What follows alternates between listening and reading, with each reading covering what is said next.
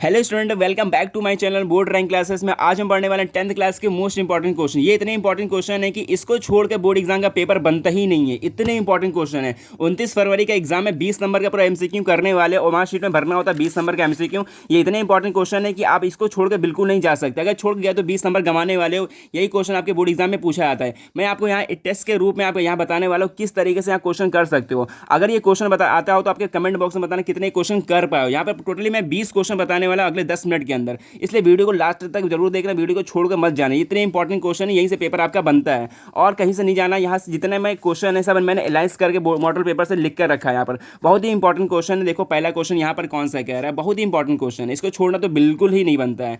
यहाँ पहला क्वेश्चन है कि एंटी मनी क्या है। ठीक है ना, यहाँ पे एक धातु है, एंटी मनी क्या है, धातु है, अधातु है या फिर उपधातु या फिर मिश्र धातु है।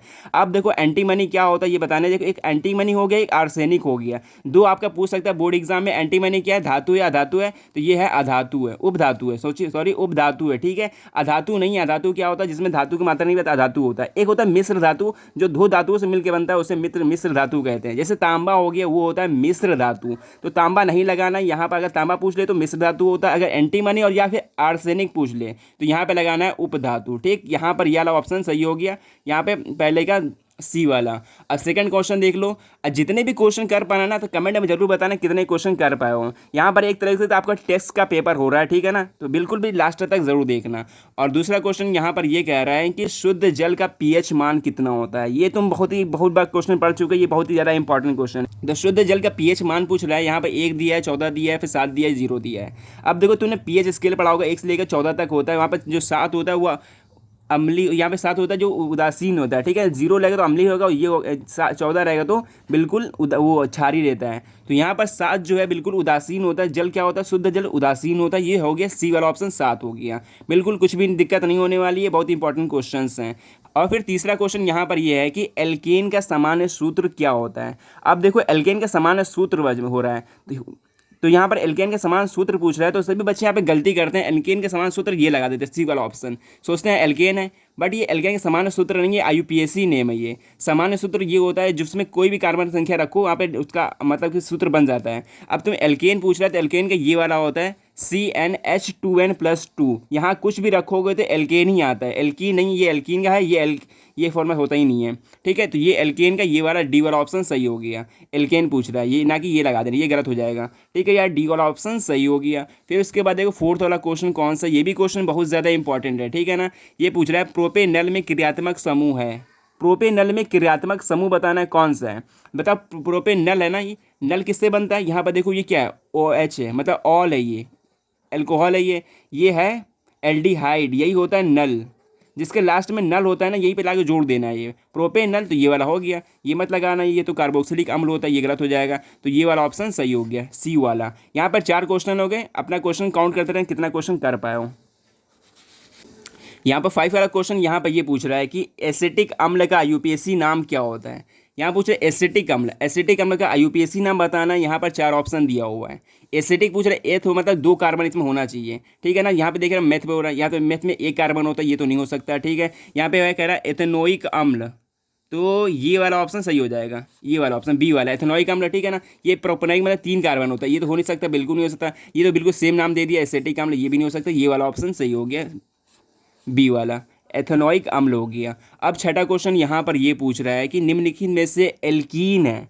अब देखो यहाँ पे तुम्हें गौर करना पड़ेगा, ये क्वेश्चन 1 नंबर में भी आता है, देखो 2 नंबर भी क्वेश्चन ये पूछा जाता है। आपके लॉन्ग में भी सभी क्वेश्चन पूछ सकता है। आईयूपीएसी नेम का है, ये एल्कीन पूछ रहा है, एल्कीन किस में है। ठीक है ना, अब देखो जहाँ पर ट्रिपल बॉन्ड होना इसे एल्काइन बोलते हैं। ठीक, एल्काइन बोलते हैं। और सिंगल बॉन्ड को बोलते हैं एल्केन, एल्केन। और जो डबल बॉन्ड होता है उसे बोलते हैं एल्कीन। तो ये एल्कीन ये वाला हो गया। ठीक है ना, तो ये वाला ऑप्शन सही हो गया, बी वाला। यहाँ पे बी वाला ऑप्शन टिक कर दोगे, बिल्कुल आपके 1 नंबर यहाँ से मिल जाएंगे, ओमार शीट में भर देना। और 7वां क्वेश्चन यहाँ पर ये पूछ रहा है कि निम्नलिखित में से अम्लीय लवण कौन सा है। यहाँ पर 4 लवण दिया हुआ है, पूछ रहा है अम्लीय लवण कौन सा है। यहाँ पर देखो OH दिया हुआ है, NaCl दिया हुआ है, NaHSO4 दिया है, फिर KCN दिया हुआ है। अगर तुम्हें अम्लीय बताना है तो सबसे बेस्ट ट्रिक होता है जहाँ पर H आयन उपस्थित होता है, वो ये अम्लीय होता है। यहाँ पर देखो OH है तो ये क्षारी हो गया, इसको मत लगा देना, गलत हो जाएगा। यहाँ पर हाइड्रोजन ढूंढो कहाँ पर है, H+, ये वाला है, ये दिख रहा है ना, तो यही वाला ऑप्शन सही हो गया, NaHSO4। यहाँ पर अम्लीय लवण है ये। और इसके बाद पूछ रहा है क्वेश्चन ये 8वां है कि आघात वर्धनी प्रदर्शित करता है। मतलब आघात मतलब इसको पीटोगे कौन सा आवाज़ करता है, यही पूछ रहा है कि इसमें 4 ऑप्शन दिया हुआ है कि इसमें आवाज़ मतलब ठोकने पर आवाज़ आएगा। सबको पता है वो धातु में होता है, पर यहाँ पर देखो सल्फर धातु तो नहीं है। अब यहाँ तांबे को तुम पीटोगे आवाज़ आएगा उसमें से, तो ये ठोस होता है, ये धातु होता है, इसलिए ये वाला ऑप्शन सही हो गया सी वाला। ना कि आयोडीन भी नहीं होगा या फास्फोरस भी नहीं होगा, ठीक है ना। ये वाला ऑप्शन सही हो गया सी वाला। यहाँ पर सी ऑप्शन, यहाँ पर 8 क्वेश्चन हो गए। नवा क्वेश्चन देख लो कौन सा, ये भी बहुत आसान क्वेश्चन है। नवा क्वेश्चन ये पूछ रहा है कि बेकिंग पाउडर होता है जो खाना पकाने में यूज़ किया जाता है, उसे कहते हैं बेकिंग पाउडर। उसको गर्म करने पर कौन सी गैस निकलती है ये बताना है।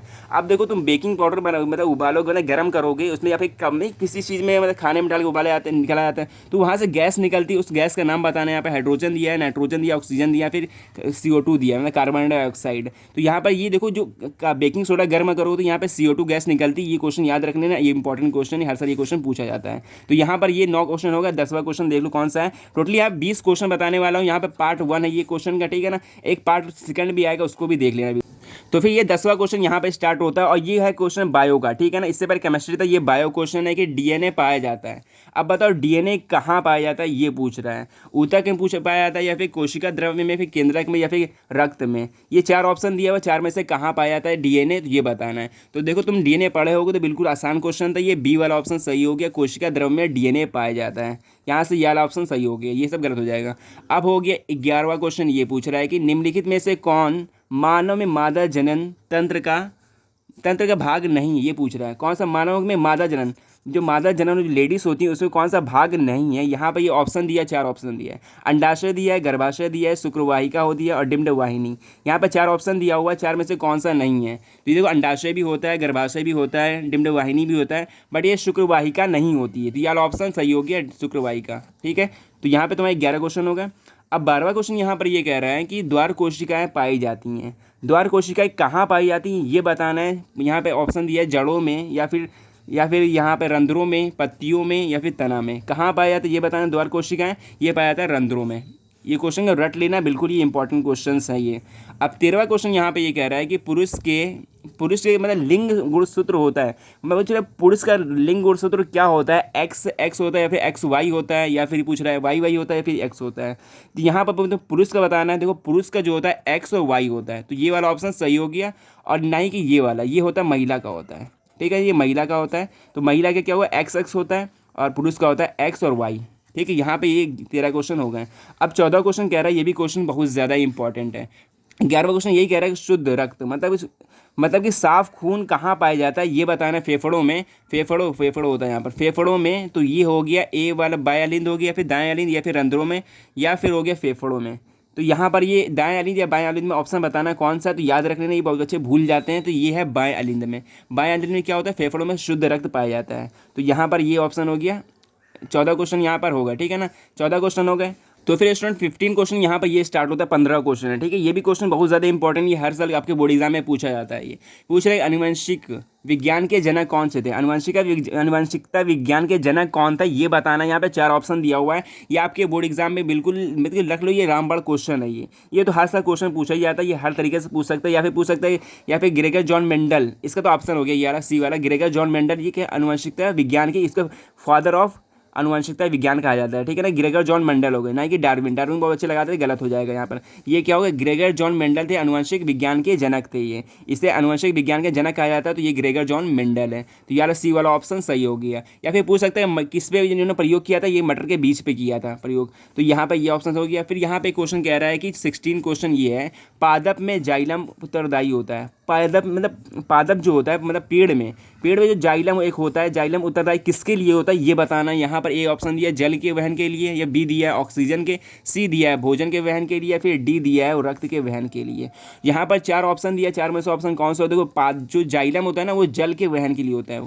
इसको याद कर लो, देखो याद करने ट्रिक भी है, ज से होता है जल, इसलिए जल के वहन के लिए होता है, जो वहन के लिए जल के होता है। और एक होता है फ्लोयम, जो फ्लोयम होता है वो फूड के लिए मतलब भोजन के लिए होता है, ठीक है। याद रखना इसमें डिफरेंट याद रखना, फूड मतलब जाइलम और फ्लोयम में। जाइलम जल के लिए हो गया। अब 17वां क्वेश्चन ये है कि फिजिक्स का क्वेश्चन नहीं है, ठीक है ना, भौतिक विज्ञान क्वेश्चन है। ये पार्ट 1 है, पार्ट सेकंड भी देख लेना, अगली वीडियो में आ जाएगी। तो ये वीडियो को शेयर जरूर कर देना, और चैनल पर नया हो तो चैनल को सब्सक्राइब भी करते रहना। और ये कह रहा है कि चुंबकीय क्षेत्र का मात्रक नहीं है। पूछ रहा है चुंबकीय क्षेत्र का मात्रक कौन नहीं है, यहाँ पर 4 ऑप्शन दिया हुआ है, वेबर पर मीटर स्क्वायर, टेस्ला, या फिर गॉस, या फिर यहाँ पे दिया हुआ है न्यूटन। टेस्ला होता है, टेस्ला, या फिर न्यूटन पर एम्पियर स्क्वायर। अब देखो जो चुंबकीय क्षेत्र पूछ रहा है उसका मात्रक देखो ये भी होता है, वेबर पर मीटर स्क्वायर भी होता है, टेस्ला भी होता है, गॉस भी होता है, और ये नहीं होता, ये तो पूछा नहीं होता है, तो ये होता है न्यूटन पर मीटर स्क्वायर नहीं होता, ये तीनों चीज़ होती है। और इसके बाद 18वां क्वेश्चन कह रहा है कि एक गतिमान आवेश कण उत्पन्न करता है। एक गतिमान आवेश जो कण होता है वो क्या उत्पन्न करता है, चुंबकीय क्षेत्र उत्पन्न करता है या फिर विद्युत क्षेत्र उत्पन्न करता है, या फिर दोनों उत्पन्न करता है, या फिर ये इसमें से कोई नहीं। देखो जो गतिमान आवेशित कण होता है ना वो दोनों चीज़ें, ये चुंबकीय क्षेत्र भी उत्पन्न करता है और विद्युत क्षेत्र भी उत्पन्न करता है, तो सी वाला ऑप्शन सही हो गया।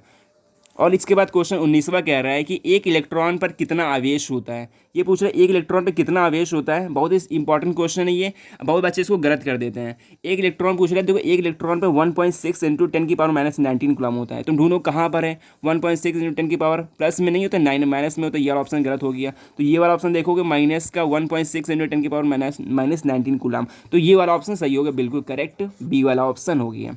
ये या नहीं लगा देना, ये प्रोटॉन पे होता है, अगर प्रोटॉन पूछ ले तो प्लस का होता है 1.6 इंटू 10⁻⁻19 कूलम, और ये तो गलत है, ये तो बी वाला ऑप्शन सही हो गया। अब जो आखिरी क्वेश्चन है ये 20वां क्वेश्चन है, यहाँ पूछा प्रतिरोध का मात्रक क्या होता है। मैं इस क्वेश्चन का आंसर आप कमेंट बॉक्स में बताना कि इसका क्या होता है, प्रतिरोध का मात्रक क्या होता है। यहाँ पर टोटली 20 क्वेश्चन हो गए, ये पार्ट 1 था, पार्ट 2 सेकंड पार्ट में आ जाएगा। अगर तुम चैनल पर नए हो तो चैनल को सब्सक्राइब जरूर कर लो, क्योंकि उससे बताने वाला 10th क्लास में किस तरीके से 90 से 80% लेके आना है, इंपॉर्टेंट क्वेश्चन हर चीज़ पर देने वाला हूँ। तो मिलते हैं नेक्स्ट वीडियो में, सो बाय।